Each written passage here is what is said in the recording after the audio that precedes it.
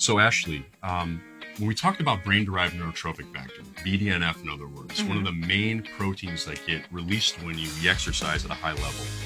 And what gives us that feel-good sort of feeling once we do exercise increases those endorphins, increases dopamine, those feel-good neurotransmitters. BDNF is really important, but the three things that cause it to really get downregulated are being in isolation, right? So totally. Isolating right now, yourself, where right? everybody is, Yes, at home. yes. Which, I mean, we're forced to right now. So if we can just sort of get outside of ourselves, and I'm not telling you not to follow the rules, but if we can just get outside, get those 30 minutes a day, brain-derived neurotrophic factor will go up. Being with our loved ones is another really easy way to increase BDNF. Another way beyond the exercise is just to take that time for yourself, right? We all need to do that, whether it's through meditation, whether it's through taking that walk. It's all within our power, right? And that's also going to decrease aging. That's going to increase your immune system's ability to adapt to any invading pathogen.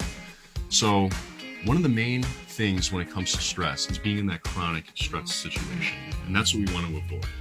And when we are in that chronic stress state, because we are shutting ourselves out or we're not getting that exercise, it's really causing a situation to where we are not able to fully get present.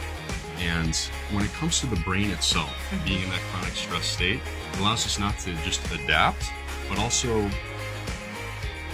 allows us not to think as clear as we could.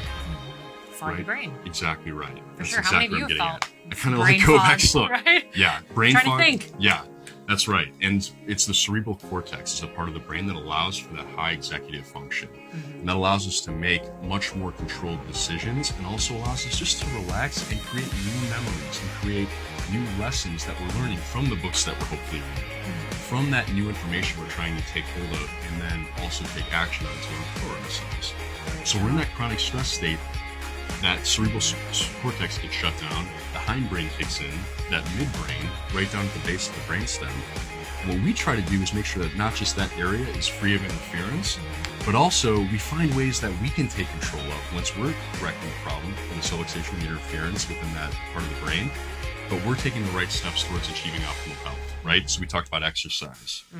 We are going to talk about staying hydrated, something super simple that we can do, which is going to feed every single cell in our body and give it the proper fundamental nutrients and also the proper environment it needs to adapt, right? So let's talk a little bit about hydration. Yeah. Why is that so important? Yeah, and well, like you're saying too, and stemming off of this stress state that everybody's in, is when your body is stressed, number one, it can't take in nutrients or hydration very well.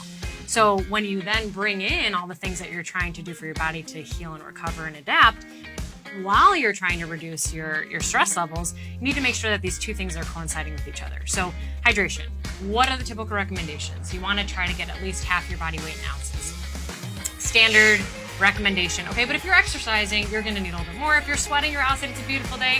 Maybe we'll get past this cold time that we're having at this moment in May, and it's going to be summer soon. So you're going to be sweating outside, you're going to need more water. So water.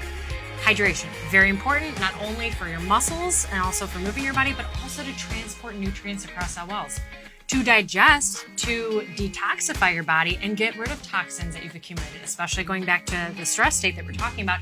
Your body accumulates toxic chemicals in the body when we are in high levels of stress. Yep. So without that, without enough water, we don't have the ability to properly detoxify and get rid of what we've accumulated.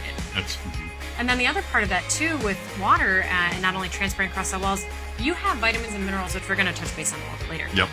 But you have vitamins and minerals that actually need to follow the water that you're intaking. So if you don't have enough water, you clearly cannot transport across cell walls. One of the examples that I always use with my clients is, imagine you're in a river and you're trying to get your canoe across to the other side. If it's a major drought and there's no water, you cannot get your canoe across the water, right? So you need to keep that canoe hydrated, your body hydrated, in order to transport that canoe across. So you're transporting nutrients across cell walls. And that's really the gist of this when we're talking about hydration. Talk about the downside of not taking that simple action within what you can control in order to stay properly hydrated. I mean, it sounds crazy, right? But it has that much of a negative implication if we don't take that little tiny discipline just to make sure we are staying hydrated. And some of those vitamins that are water soluble, being the B vitamins and vitamin C, I've been hearing a lot about that lately with making sure our immune system's up to snuff. So not only staying hydrated is going to keep those vitamins at adequate levels, Totally, yeah. but it's also going to allow you to create that adaptation that keeps you most healthy. And we talk about the cell level. We're talking about those sodium potassium pumps. Sodium, what is that? Table salt, right? So what I like to do in order to stay perfectly hydrated is add a little sea salt to my water. Because what that's Like going in to the do. morning, right? When Exactly. you wake up, add Yeah. a little lemon juice, a little Totally. sea salt, just a dab. Yep. And ultimately, then you've got your vitamin C coming in that we were just talking about, which we'll also talk a little more about, and a little bit of the salt, and then the water hydration. So all those things working together for your immune system. Yep. Easy, tiny little steps in order to make sure you're healthy on a cellular level. And it sounds counterintuitive, but add some salt to your water, a little bit of magnesium, even a little magnesium powder, citrate, and a little lemon too. Also going to help with vitamin C. Pretty Okay. simple stuff.